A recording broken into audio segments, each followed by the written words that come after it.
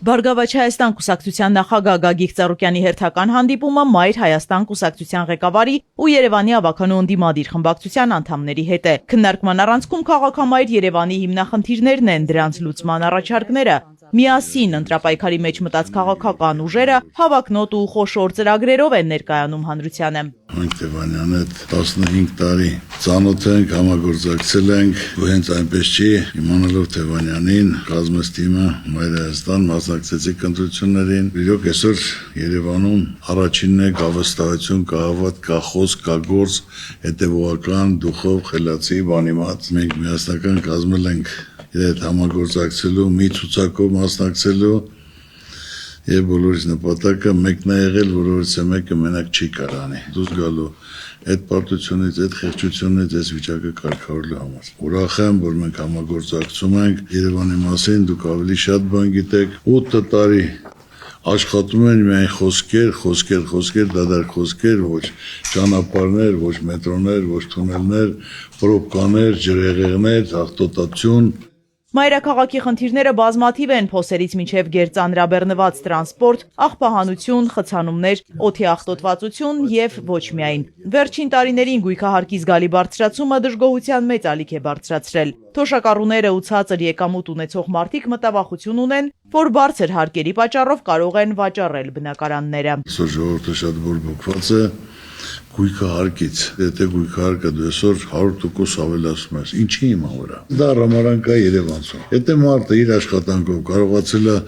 իրեն տուն հատկացնել, դա կլինի գիտնական, արվեստագետ, շինարար, դասախոս, ու ասելով չես կարող վաճառի գնա մարզերում բնակ։ Դա ճիշտ մոտեցում չի, դա արդարացի չի, ոչ թե այսօր ես ուզում եմ ցեխ շպրտայեմ, այլ ռեալ իրականը։ Հարկորեն մինչև 2020 թվականը ինչ կան նույն ամանում 2020 թվականից հետո տներ են առա Երևանում, դա այդ նշանակում որ մարդը գումար ունի, ավել շահույթ ունի, որը կարողանում է 200,000, 300,000, 150,000-ով առնի, ուրեմն իրանց վրա թողազդի, առ չկա, դա արդարացի է, բայց թոշակառուն 70 տարեկան, 80 տարեկան հիմա ինք իր ծննդավայրը հայրենի տունը թողի, որ չի կարող վճարի իր 49,000 դրամով, ուրեմն ինքը պետք է թողի գնա, դա արդարացի է, իհարկե ամոթ է, դա արդարացի բան չկա, այդ հարցը պետք է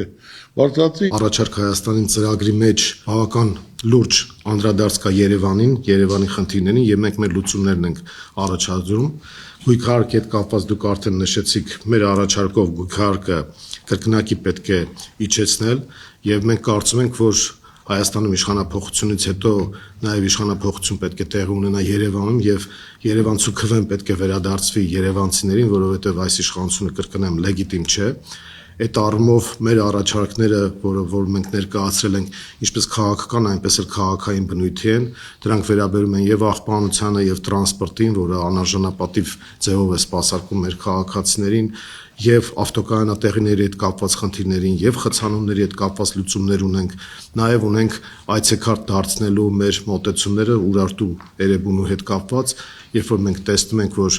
տարբեր մայրաքաղաքներ ունեն իրենց այցեքարտերը, ասենք Աթենքը, Հռոմը, Փարիզը եւ այլն, մենք հսկայական մշակութային արժեք ունենք, որով հպարտանում ենք նաեւ Երևանի տարեթվով, բայց չենք կարողանում աշխարհին հանդես գալ հենց այդ այցեքարտով, մենք լուրջ ծրագիր ունենք դրա հետ կապված։ Գույքահարկի եւ մայրաքաղաքի բոլոր խնդիրների լուծումը կա ներկայացված է առաջարկ Հայաստանին ծրագրի հատուկ Երևանին նվիրված դրույթում։ Առաջիկա օրերին քաղաքական երկու ուժերի անդամները կլինեն մայրաքաղաքի բոլոր վարչական շրջաններում, բակերում, փողոցներում, մանրամասն կներկայացնեն իրենց առաջարկը Երևանցուն։ Քարոզարշավը պետք է բոլոր ոլորտները ման գալով, լսելով, քննարկելով, իջնոր ավելի հարցեր կան, որ անհանգստացնում է, ձևակերպելով, որ համ մենք գրանցենք ծրագրի մեջ,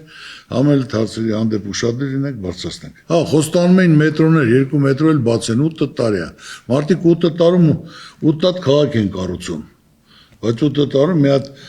մետրո, մի հատ կայան կամ ճանապարհների թեթևացման համար ոչ բան, որով կամ պրոբկաներ, երևի 2-3 տարի հետո արդեն էլ Հնարավոր չի մեքենա վարել։ Դա հիմնական, պետք է ուշադրություն դարձնեք, դուք Երևանի լավ ծանոթ եք, տեղյակ եմ, եթե ասենք ժողովրդի կողմից առաջինն եք ձեր աշխատանքով, փորձ ունեք եւ դիաժեք մտածում եք երևանցիների համար, ուրախ եմ, հպարտ եմ, որ մենք միասին մի թիմի մեջ ենք, իմացեք ձեր կողքին եք, ինչ ածով պետք է լինի։ Տևանյանն էլ գիտեք, իր ապրածով, իր փաղվածքով, անկախ ամենից ճիշտ, ուղիղ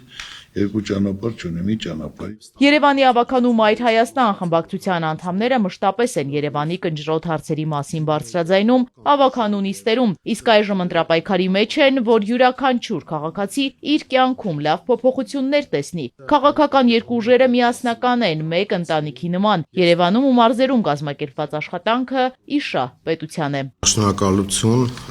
գնահատականների համար։ Մայր Հայաստան խմբակցությունը ակտիվորեն առաջին իսկ օրվանից ավականիում հայտնվելու ներգրավել է քաղաքային խնդիրների լուծման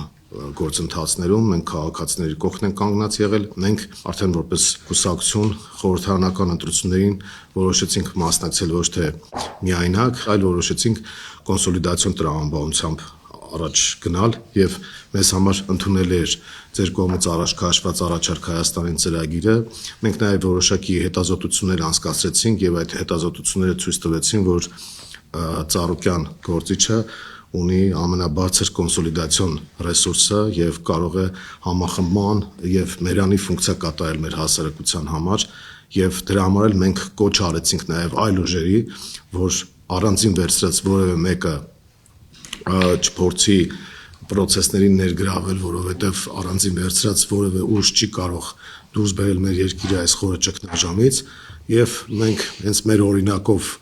արդեն քայլ արեցինք եւ հայտարարեցինք, որ միանում ենք առաջարկ Հայաստան ծրագրին եւ խորհրդարանական ընտրություններին մասնակցում ենք Բարգավաճ Հայաստանի հետ։ Հունիսի 7-ին ընտրելով համար 7-ին Երևանցին լուծում կտա տարիներով կուտակված խնդիրներին, կունենա իր մասին մտածող փորձառու քաղաքային իշխանություն։ Երևանը ամբողջ հայության մայրաքաղաքն է եւ պետք է ունենա այդ կարգավիճակին համահունչ տեսք ու կառավարում։ Մայր Հայաստանը ակտիվորեն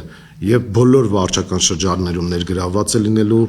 բոլոր բակեր, փողոցներ, նույնիսկ տնետուն տարբերակով ենք աշխատելու եւ կոչ ենք անելու, ինչպես արդեն կարգախոս է դարձել հունիսի 7-ին քվեարկել համար 7-ի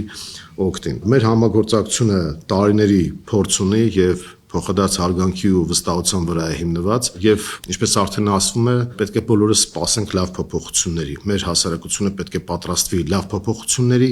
եւ այդ փոփոխությունները հունիսի 7-ից մենք ամեն ինչ պետք է անենք, որպեսզի կյանքի կոչվի, որովհետեւ Հայաստանը գոյաբանական խնդիրների առաջ է կանգնած, Հայաստանը լրջագույն անվտանգային, սոցիալ-տնտեսական խնդիրներ ունի եւ մենք ունենք այդ ներուժը, մեր քաղաքական թիմը ունի այդ ներուժը, որպեսզի միասնաբար մենք մեր բաժին պատասխանատվությունը ստանձնենք իշխանության մեջ եւ դուրս բերենք մեր երկիրը այս իրավիճակից վստահություն վաստակելով եւ մեր արտաքին գործընկերների մոտ եւ ամենակարևորը մեր հանրության մոտ։ Ամենակարևորը իմացեք, որ արդեն մեր մեծ ընտանիքի անդամներն եք, իմ ու քոնը չկա։ Մեր մոտ կա սկզբում կա մոտեցում, որ գնում են լավագույնը, խելացին, բանիմաց արդյունավետը։ Չկա Բարգավաճը, Մայր Հայաստան, այլ կա հիմնական մի ընտանիք, մեծ ընտանիք, որը միավորվել ենք եւ գնահատում է արդյունավետը, խելացին, բանիմաց աշխատասերը։ Երևանի մեր շտաբի պետի հետ ամենօրյա ոնց որ դուք նշեցիք, այդ հողի վրա մենք այդ միասնությունը եւ միասնականությունը ամենտեղ ցույց ենք տալիս եւ օրորի ավելի ենք զարգացնում, այսինքն մենք երբեք իմ ու քոնը չենք արել, ընդհակառակ հենց առաջ օրվանից մեր աշխատանքները միասնական են եւ առաջարկ Հայաստանին ծրագիրը մեր համար գերակա ծրագիր է, մեր բոլոր գործառույթները եւ մեր բոլոր գործունեությունը ուղղված են այդ ծրագիրը ժողովրդին հասցնելու, բացատրելու, ներկայացնելու պատրաստվենք լավ փոփոխությունների հետո։ Նախընտրական քարոզարշավը ակտիվ փուլում է այս ընթացքում առաջարկ Հայաստանին ժողովրդական ծրագիրը կներկայացվի հանրապետության բոլոր համայնքներում։ Մարդկանց ուղղված գլխավոր ուղերձը մեկն է՝ պատրաստվեք լավ փոփոխությունների։